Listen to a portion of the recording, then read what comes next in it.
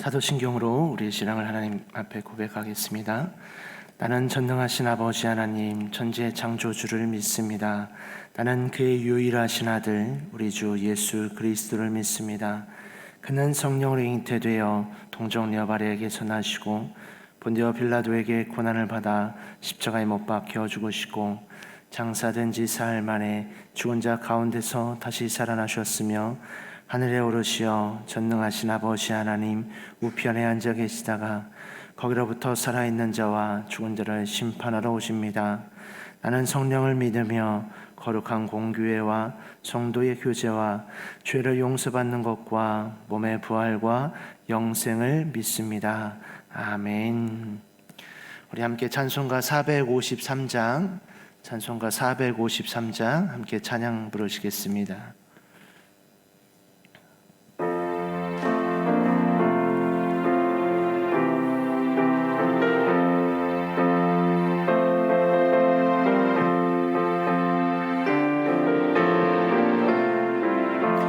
예수도 알기 원하네. 길고도 넓은 은혜와 대속해 주신 사랑을 간절히 알기 원하네.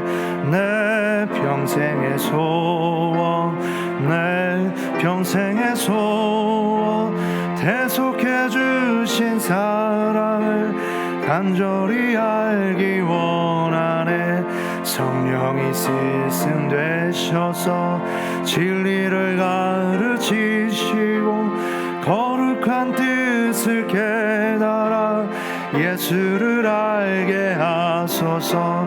내 평생의 소원, 내 평생의 소원, 대속해 주신 사랑을 간절히 알기 원하네. 성령의 강화 받아서 하나님 말씀 배우니 그 말씀 안절안절히 내 맘에 교훈되도다. 내 평생의 소원, 내 평생의 소원, 대속해 주신 사랑을 간절히 알기 원하네. 예수가 계신 보좌는 영광에 들려 있도다. 평화의 왕이 오시니 그 나라 왕성하도다. 내 평생의 소원, 내 평생의 소원, 대속해 주신 사랑을 간절히 알기 원하네. 아멘. 오늘 우리에게 주시는 하나님의 말씀은 고린도 후서 11장 1절에서 15절까지의 말씀입니다. 고린도 후서 11장 1절에서 15절까지의 말씀 한 절씩 교독 후 마지막 절은 합독하도록 하겠습니다. 원하건대 너희는 나의 좀 어리석은 것을 용납하라. 정하건대 나를 용납하라. 내가 하나님의 열심으로 너희를 위하여 열심을 내노니 내가 너희를 정결한 처녀로 한 남편인 그리스도께 드리려고 중매함이로다. 그러나 나는 뱀이 그 간계로 하와를 미혹한 것 같이 너희 마음이 그리스도를 향하는 진실함과 깨끗함에서 떠나 부패할까 두려워하노라. 만일 누가 가서 우리가 전파하지 아니한 다른 예수를 전파하거나 혹은 너희가 받지 아니한 다른 영을 받게 하거나 혹은 너희가 받지 아니한 다른 복음을 받게 할 때에는 너희가 잘 용납하는구나. 나는 지극히 크다는 사도들보다 부족한 것이 조금도 없는 줄로 생각하노라. 내가 비록 말에는 부족하나 지식에는 그렇지 아니하니 이것을 우리가 모든 사람 가운데서 모든 일로 너희에게 나타내어노라. 내가 너희를 높이려고 나를 낮추어 하나님의 복음을 값없이 너희에게 전함으로 죄를 지었느냐? 내가 너희를 섬기기 위하여 다른 여러 교회에서 비용을 받은 것은 탈취한 것이라. 또 내가 너희와 함께 있을 때 비용이 부족하였을 때 아무에게도 누를 끼치지 아니하였음은 마게도냐에서 온 형제들이 나의 부족한 것을 보충하였음이라. 내가 모든 일에 너희에게 배를 끼치지 않기 위하여 스스로 조심하였고 또 조심하리라. 그리스도의 진리가 내 속에 있으니 아가야 지방에서 나의 이 자랑이 막히지 아니하리라. 어떠한 까닭이냐 내가 너희를 사랑하지 아니함이냐 하나님이 아시느니라. 나는 내가 해온 그대로 앞으로도 하리니 기회를 찾는 자들이 그 자랑하는 일로 우리와 같이 인정받으려는 그 기회를 끊으려 함이라. 그런 사람들은 거짓 사도요 속이는 일꾼이니 자기를 그리스도의 사도로 가장하는 자들이니라. 이것은 이상한 일이 아니니라. 사탄도 자기를 광명의 천사로 가장하나니 다 함께 읽습니다. 그러므로 사탄의 일꾼들도 자기를 의의 일꾼으로 가장하는 것이 또한 대단한 일이 아니니라. 그들의 마지막은 그 행위대로 되리라. 아멘. 기도하겠습니다. 살아계신 하나님 아버지, 은혜를 감사합니다. 지난 간밤에도 저희들을 눈동자같이 지켜주시고 주님 품 안에서 편히 쉬게 하셨다가 이 새벽에도 저희들을 주 앞에 불러주심을 감사합니다. 오늘도 저희들에게 새날 주시고 또 생명 주시고 건강 주셨는데 이 한 날도 주님과 더불어 동행하게 하시고 주를 기쁘시게 하는 한 날 되게 해 주옵소서. 이 새벽에도 주님을 사모합니다. 말씀과 기도 가운데 저희들을 만나 주시며 주의 성령으로 충만케 하여 주시옵소서. 기도의 영을 부어 주시고 마땅히 간구할 것들로 기도할 수 있게 하여 주옵소서. 주님께 감사의 예물과 또 일천번째 예물을 드립니다.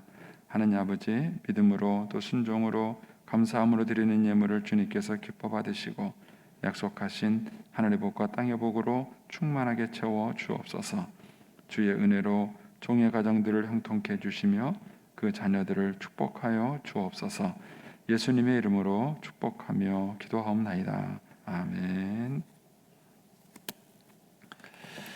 이 새벽에도 주의 은혜와 축복이 함께 하시기를 축원합니다. 오늘 말씀에는 이제 그 진실한 사역자가 누군가에 대한 그런 이제 얘기가 나옵니다. 사실 이제 오늘 아침 말씀은 이제 저 같은 사람한테 굉장히 부담스러운 말씀이에요. 근데도 이제 우리가 이제 이 시대를 살아가면서 중요한 것은 여러분들이 참된 스승을 만나는 것입니다. 좋은 목자를 만나는 것입니다. 근데 이제 현대에서는 이제 이 개념이 많이 사라지고 있어요. 사람들이, 그러니까 부모들이 아이들을 학교 보낼 때 영어 성적이 올라가느냐, 수학 성적이 올라가느냐 이런 데만 관심이 있으시지, 선생님이 얼마나 훌륭하시고 성품이 있고 정말 아이들을 사랑하는 분인가에 대한 관심을 갖고 있지 않으세요. 우리도 이제 유치원을 하고 있지만 유치원 선생님이 어떤 분이냐 이런 관심보다도 유치원의 시설이 얼마나 잘 되어 있느냐 이런데 부모들이 훨씬 더 관심이 많으세요.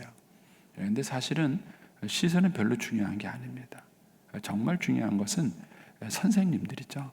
그래서 이제 우리 아이들이 어떤 선생님을 만나서 성장하는가 하는 것을 봅니다. 이제 저희 집에 이제 저희 딸이 휴가 왔거든요. 이제 오늘 갑니다. 이제 월요일 날 왔다가 이제 하는데 그 저희 큰 손녀가 이제 어제 열이 좀 났어요. 열이 나서 이제 해열제를 먹여서 이제 열이 좀 떨어졌는데 이제 오늘 새벽에 또 열이 난 거예요. 그러니까는 이 녀석이 식구를 다 깨웠어요. 다 이제 아침에 이제 열이 내. 걔 하나 때문에 이제 엄마도 일어나고 걔 동생도 자다가 깼고 근데 뭐 이렇게 해서 다 일어나는데 이제 4시부터 식구를 다 깨워서 지금 이제 합니다. 근데 이제 저희 딸이 그 애하고 이제 아침 그 새벽 아닙니까? 새벽 4시인데 놀아주는 거예요. 애가 자기 몸은 열이 나도 조금 이제 약 먹고 열이 내리니까 이렇게 이제 애하고 놀아주는 거예요. 제가 이제 새벽기도 나오려고 준비하고 이렇게 하면서 야, 새벽 4시에 저걸 누구 시키면 할까? 이런 생각이 드는 거예요. 저걸 누가 시키면 하겠는가? 그런데 그거를 이제 엄마니까 하는 거예요. 엄마니까 짜증 내지도 않고 이제 얘가 막 힘든지도 모르고 이렇게 놀아주는 거죠. 이제 그런 걸 보면서 느끼는 게 있어요. 제가 이게 좋은 엄마가 뭐냐? 좋은 엄마가 저런 엄마의 마음은 학교에서 가르쳐서 될 문제가 아니에요. 학교에서 가르친다고 그런 마음을 갖겠습니까? 누구 말대로 지 새끼니까 저렇게 하는 거지 남의 새끼면 저렇게 하겠어요. 그 엄마의 마음을 갖는다는 것. 그게 이제 모든 선생님들한테, 모든 사역자들한테 정말 중요한 그런 태도인 것입니다. 자, 이제 오늘 말씀 이제 한번 보겠습니다. 4절 말씀을 보겠습니다.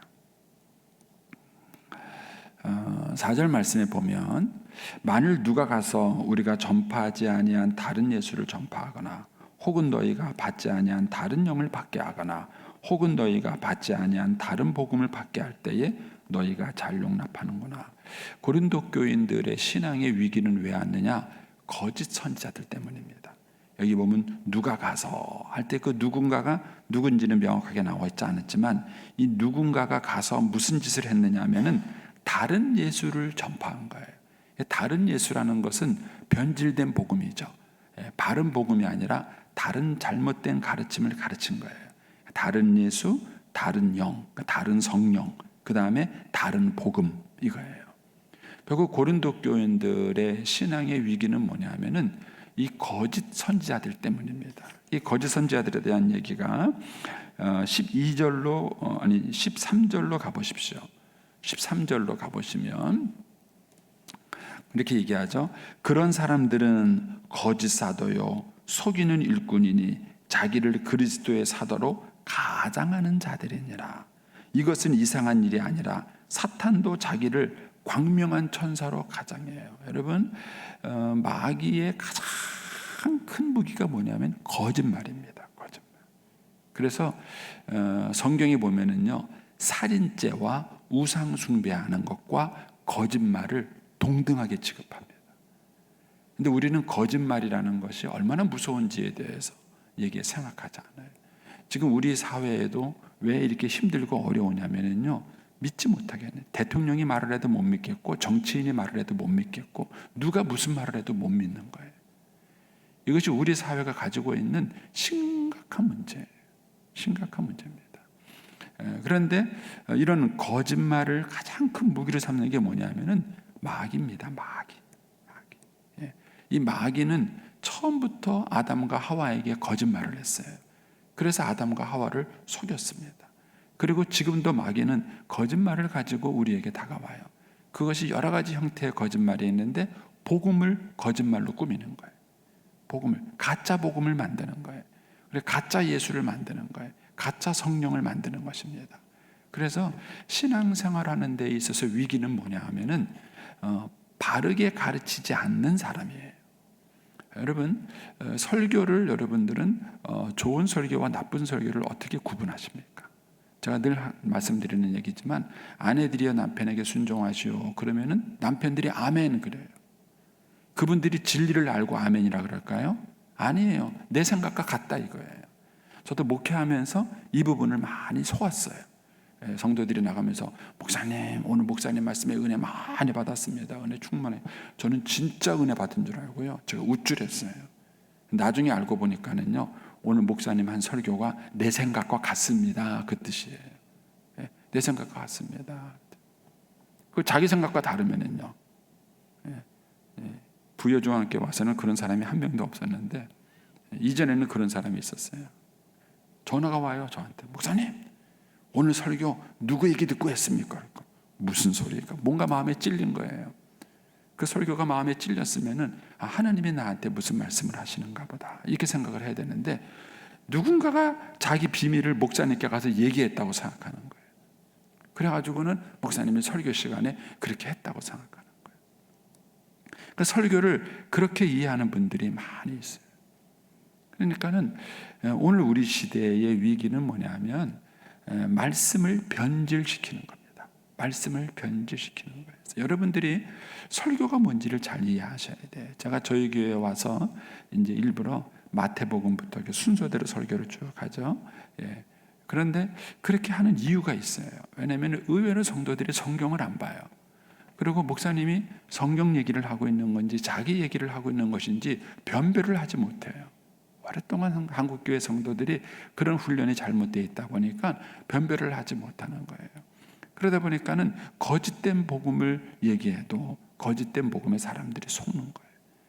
그러니까는 이 고린도 교회의 위기는 뭐냐면 이런 거짓 선지자들이 와가지고 복음을 변질시킨 거예요.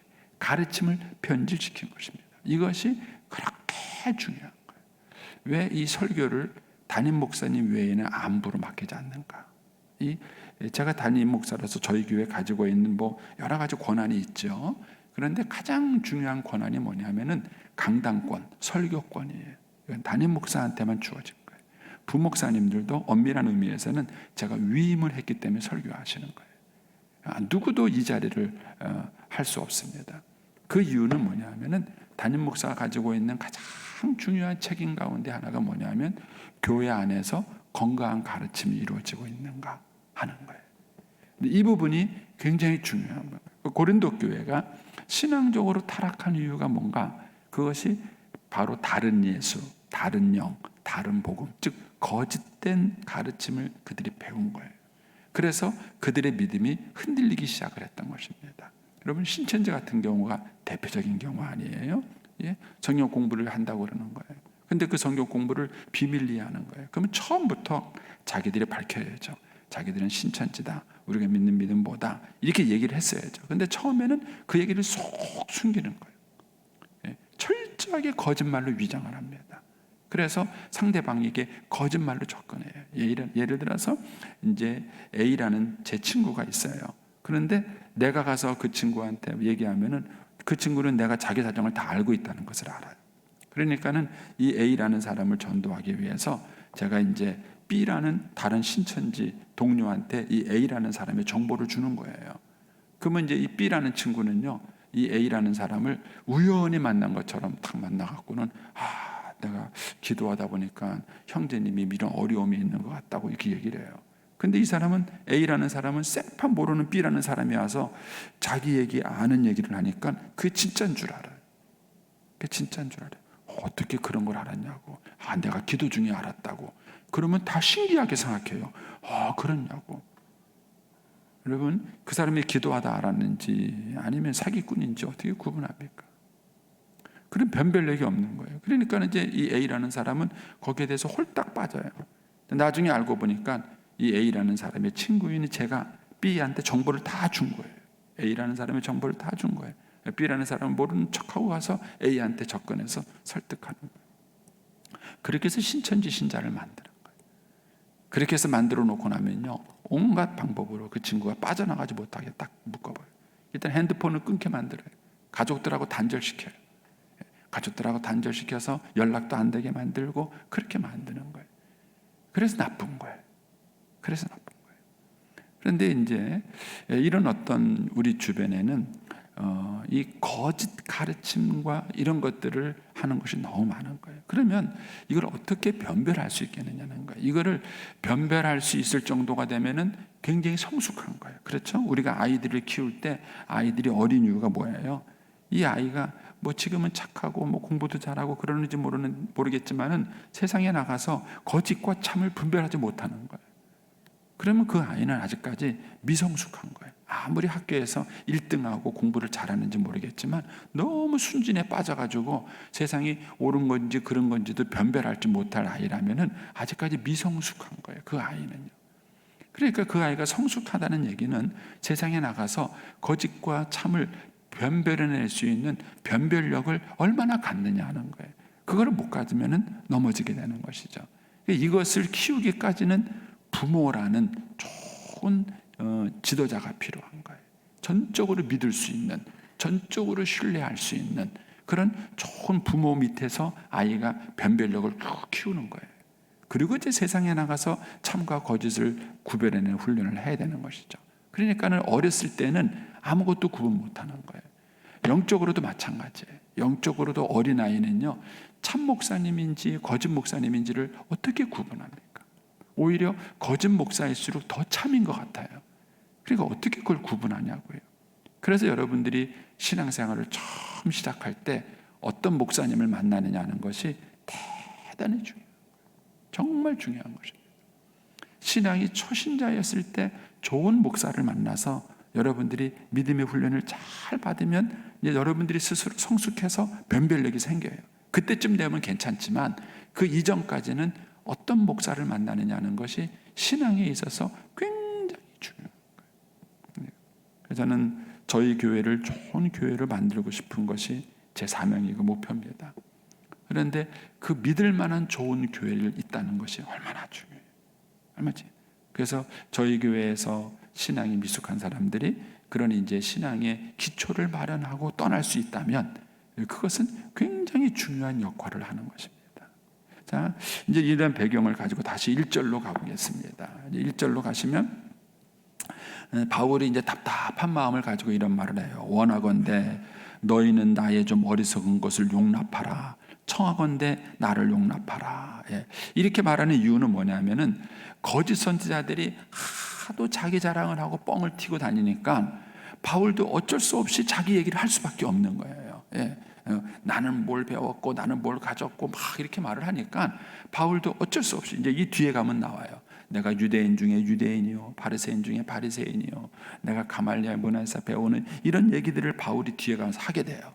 근데 이런 얘기를 바울이 할 수밖에 없는 이유는 뭐냐면 자꾸 거짓 선지자들이 그런 걸로 자기를 자꾸 미화시키고 고린도 교인들은 거기에 혹해가지고 거기에 자꾸 빠져 들어가니까 어쩔 수 없이 바울은 이 얘기를 하는 거예요. 그러나 바울은 자기를 자랑하는 것을 굉장히 조심해요. 우리가 어제 봤던 것처럼 자랑하는 자는 주 안에서 자랑하라. 그래서 사도 바울은 자기가 하나님께 받은 은혜만을 자랑을 했지 인간적인 것을 자랑하지 않으려고 굉장히 노력을 하는데 이 거짓 선지자들은 자꾸 그런 인간적인 것들을 자랑을 하니까 여기서 바울이 어쩔 수 없이 자기 얘기를 할 수밖에 없는 거예요. 그러면서 이제 그 얘기를 하는 거예요. 내가 이 얘기를 하더라도 이것을 어리석다 이렇게 말해요. 너희는 나의 좀 어리석은 것을 용납하라. 그러니까 바울이 자기 변호를 위해서 내가 이렇게 훌륭한 사람이라는 얘기를 자기가 자기 입으로 해야 되는 거예요. 지금 상황이 그렇게 된 거예요. 그러니까는 그 얘기를 하면서 바울이 내가 참 어리석은 짓을 한다 이렇게 말을 하는 거예요. 그렇지만 내가 이 어리석은 짓을 할 수밖에 없는 상황이라는 것을 좀 이해를 해달라, 용납을 해달라 이렇게 말을 하면서 얘기를 하는 겁니다. 그러면서 이제 2절 이하에 사도 바울은 자기가 참 목자다, 너희 고린도 교인들을 향한 참 목자라는 것을 설명하고 있습니다. 이제 이 내용이 이제 오늘 우리에게 중요한 내용이죠. 저 같은 경우라면은 이제 목사로서 제가 그렇게 살아야 되겠죠. 자, 2절에 보시면은요. 내가 하나님의 열심으로 너희를 위하여 열심을 내었다. 예, 참 목자의 특징은 뭐냐면은 그 마음에 자기 열심이 아니라 하나님의 열심을 가져야 돼요. 제가 이 부여중앙교회 부임에 와서 부여중앙교회를요 대한민국에서 제일 큰 교회로 세우고 싶은 욕심이 있고 목표가 있어요. 그거는 내 욕심일 수 있어요. 세상에서 우리나라에서 제일 큰 교회에 제일 훌륭한 목사에 세계적인 목사가 되고 싶다. 어떻게 보면은 훌륭해 보이죠. 그러나 자기 욕심이고 자기 열심이고 자기 욕망일 수 있는 거예요. 여러분들이 교회에서 열심히 봉사하는 신자들이 있어요. 근데 그 봉사들 가운데는요 자기 열심으로 자기 노력으로 하는 신자들이 있어요. 그런데 진정한 것은 뭐냐? 하나님의 열심이에요. 하나님의 열심. 하나님의 열심이라는 것이 뭐냐? 이 하나님의 열심이라는 개념을 아시려면은 여러분들이 이제 구약 성경을 잘 읽으셔야 되는데 결론적으로 말하면 그거예요. 하나님의 사랑이에요. 사랑. 이스라엘 백성들이 하나님이 이스라엘 백성들을 사랑해서 하나님께서 아브라함 이래로 이스라엘 백성들을 불렀어요. 그렇지만 우리가 아는 것처럼 구약의 역사에서는 이스라엘 백성들이 끊임없이 불순종하고 죄를 지었어요. 근데 그럼에도 불구하고 하나님은 계속해서 이스라엘 백성들에게 선지자를 보내고 이스라엘 백성들을 끌어안으려고 노력을 하세요. 이거를 하나님의 열심이라고 그래요. 하나님의 열심. 마치 부모가 자식을 사랑해서 그 자식이 그렇게 망나니 같고 부모 속을 그렇게 썩여도 부모는 그 자식을 향하는 기도를 멈추지 않고 그 자식을 향한 그런 애정과 선행을 멈추지 않아요. 이게 부모의 열심이에요. 그런 것처럼 하나님의 열심이 있는데 바울이 그렇게 말하는 거예요. 그 하나님의 열심이 내 안에 있고 내가 그 하나님의 열심으로 너희를 위하여 수고한다. 이렇게 말하는 거예요. 그래서 참된 사역자는 뭐냐? 그 마음에 하나님의 열심이 있는가? 근데 이거를 변별할 수 있겠어요, 여러분? 저 목사님이 자기 열심으로 열심히 하시는 건지 하나님의 열심으로 열심히 하는지를 어떻게 구분하겠어요? 쉽지가 않아요. 그 속을 어떻게 열어볼 수도 없고 어떻게 알 수 있겠습니까? 근데 좋은 목회자는 뭐냐? 자기 열심이 아니라 하나님의 열심으로 열심을 내는 목사예요. 그게 좋은 목사예요. 그래서 바울이 말해, 내가 하나님의 열심으로 너희의 열심을 내는데 어떤 열심을 내느냐? 내가 너희를 정결한 처녀로 남편인 그리스도께 드리려고 중매함이라. 사도 바울은 전도에서 예수 믿게 만드는 것을 이렇게 결혼에다가 비유한 거예요. 결혼에다가 신랑 대신 예수님께 너희들을 내가 중매한다. 예. 사실 이제 뭐 저도 이제 결혼할 딸과 아들이 있지만은요, 이런 자녀를 둔 부모의 최대 관심사는 뭐죠? 좋은 신랑, 예, 좋은 신부, 예, 좋은 며느리감, 예, 좋은 사위감. 그게 이제 어디 가서 좋은 그런 이제 만약에 사위감이나 며느리감을 얻으면 뭐예요? 얼마나 기분이 좋겠어요. 예, 그러니까는 사도 바울은 얘기하는 거죠. 예수님이야말로 좋은 신랑이다. 정말 신랑이다. 이제 이거를 가지고 이제 열심히 사람들에게 전해서 중매를 쓰는 거다. 이렇게 이제 자기를 비유한 거예요. 반면에 그러나 나는 하면서 위험도 얘기하는 거예요. 그러나 나는 뱀이 그 관계로 하와를 미혹한 것 같지. 예, 뱀이 거짓말로 하와를 속였죠. 예, 거짓 선자들의 특징입니다.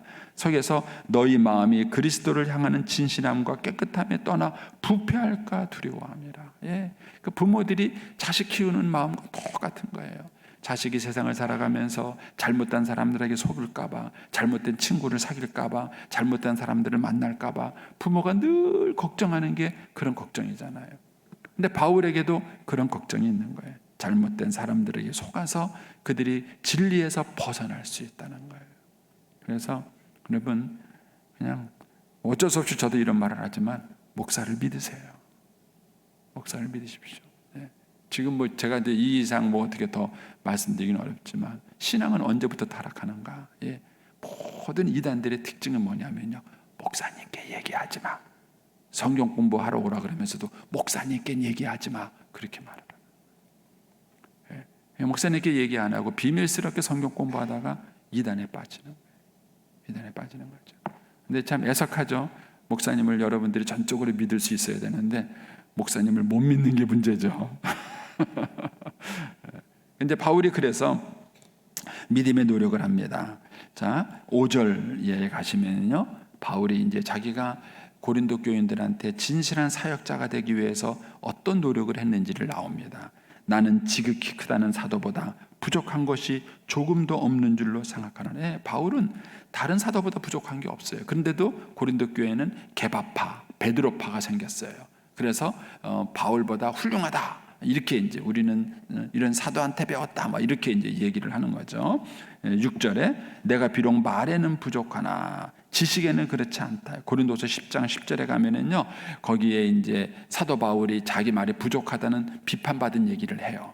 그러니까는 좀 쉽게 말하면 아유 좀 말이 어눌하네, 설교를 잘 못하네, 이제 이런 비난을 바울이 받은 겁니다. 근데 바울이 이런 비난을 받은 이유는 뭐냐면은 그 당시 고린도 지역에 수사학이 굉장히 유행했어요. 변증학자들이 굉장히 유행했는데 사도 바울이 복음을 전하기 위해서 세상적인 변증학을 써먹지 않은 거예요. 바울이. 그러니까는 사람들이 바울이 무식하다고 생각한 거예요. 근데 바울은 그런 세상적인 변증학을 쓰는 것보다는 예수를 전하는 것이 중요하다고 믿었던 거예요. 그래서 이제 이런 비판을 듣게 된 것입니다.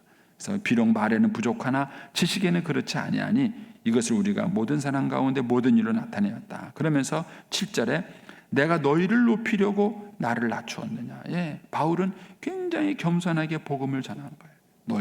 그들을 높이기 위해서 자기를 낮췄어요. 그리고 이제 8절에 가면 내가 너희를 섬기기 위하여 다른 여러 교회의 비용을 받았어요. 그러니까 사도 바울은 고린도 교회에서 사례비를 받지 않고 일했어요. 그런데 목사가 사례비를 안 받으면요, 뭘 먹고 살아요? 그러니까는 요즘 교회를 비난하는 사람들의 잘못된 특징 중에 하나가 그거예요. 목사가 무조건 사례비 적게 받고 그렇게 가난하게 살면 훌륭하다고 생각하는데 그 목사는 뭘 먹고 살아요? 자식은 뭘로 키워요? 부모는 뭘로 섬깁니까? 그분들은 건전한 구조를 생각하지 않고 무조건 안 하는 그 작게 받는 것을 훌륭하다고 생각하는데 그런 것이 또 다른 비리를 낳는 거예요. 또 다른 비리를 낳는 것입니다. 그래서 이제 그렇게 말합니다. 8절에 바울은 고린도 교인들을 섬기기 위해서 고린도 교회는 아무것도 안 받았어요. 그러나 반면에 뭐라고요? 마게도니아 교회의 지원을 받은 거예요. 9절에 보면 또 내가 너희와 함께 했을 때 비용이 부족했어요. 고린도 교회에서 사역하는데 비용이 부족해, 돈이 부족했어요.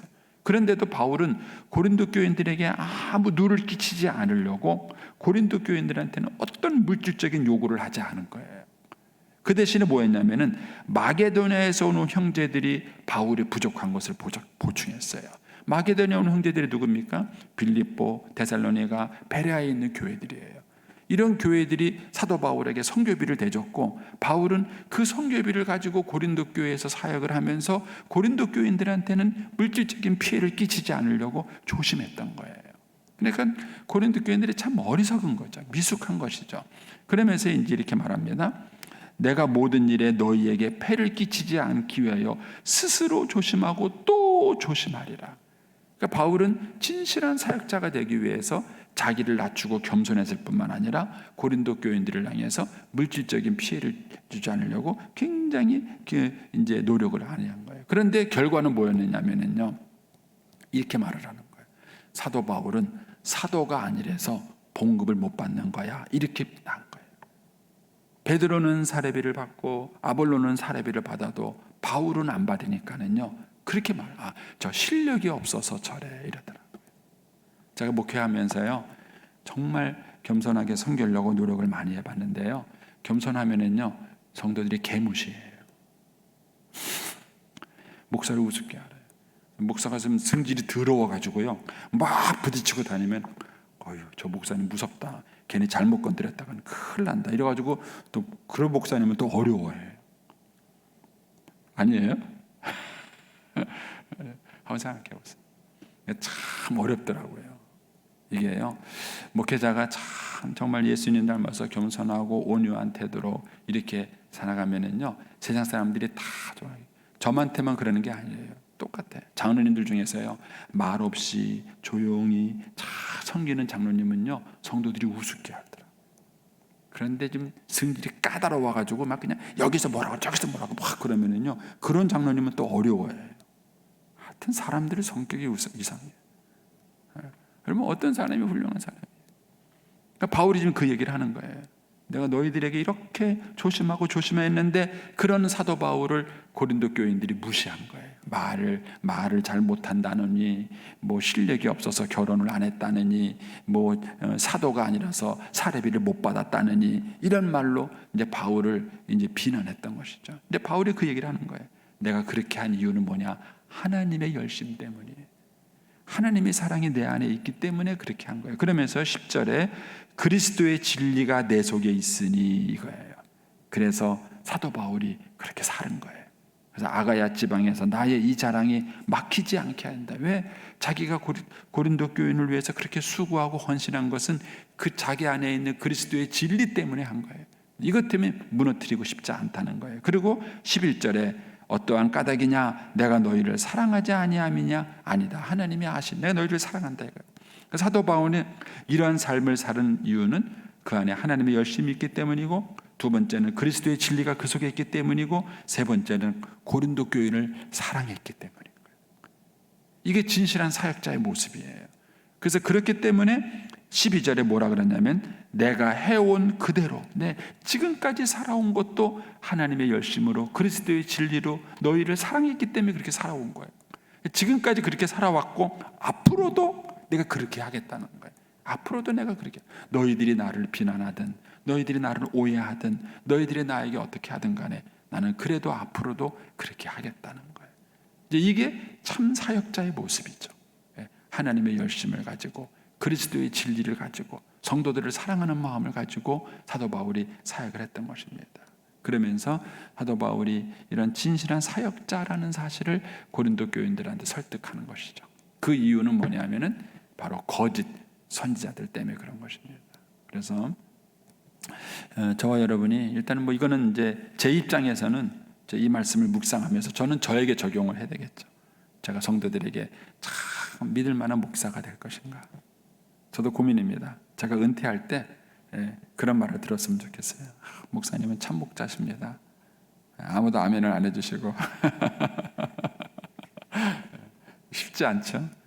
제가 목사를 잘하고 무엇보다 하나님 앞에 가서 제가 좋은 목자라는 것을 인정받았으면 좋겠다라는 것이 제 마음인데 이게 쉽지 않아요. 변질되지 않고 끝까지 잘 할 수 있을 것인가. 또 우리 교회 안에 그런 직분자들이 많았으면 좋겠어요. 적어도 부여중앙교회의 직분자들은 믿을만하다. 그분들은 정말 참된 신앙인이다 하는 것이죠. 이거를 얼마나 우리가 잘 세워가느냐, 이것이 이제 앞으로의 싸움입니다. 왜냐하면 우리 주변에 거짓이 너무 많아요. 거짓이 너무 많고 그것 때문에 한국 교회가 많이 위기를 당하고 흔들리고 있는 것입니다. 저와 여러분이 하나님 앞에 진실한 사역자가 되기를, 저를 위해서도 기도해 주시고 또 여러분 자신을 위해서도 기도하시고, 그래서 우리가 하나님 앞에 진실한 사역자가 될 수 있고 또 그래서 교회를 든든하게 세워갈 수 있게 되기를 축복합니다. 기도하겠습니다. 오늘